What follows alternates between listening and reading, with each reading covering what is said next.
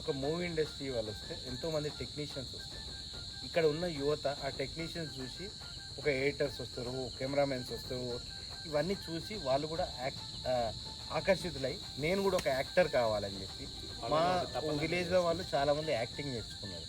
చాలామంది movie direction ఎట్లా చేయాలన్నది వాళ్ళు చూసి కూడా టాలెంట్స్ ఉన్నాయి సార్, పిల్లలు అలా అవుతున్నారు, టెక్నీషియన్స్ అవుతున్నారు, యూట్యూబ్స్ పెడుతున్నారు, యూట్యూబ్స్లో చాలా క్రియేటివ్ థాట్స్ తోటి వర్క్ చేస్తున్నారు, యాక్టర్స్ అవుతున్నారు.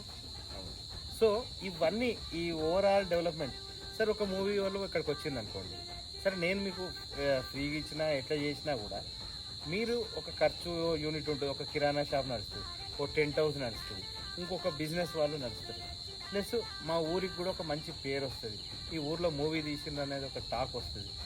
దీనివల్ల ఏమవుతుందంటే ఊర్లో భూముల ధరలు పెరుగుతుంటాయి. ఇవన్నీ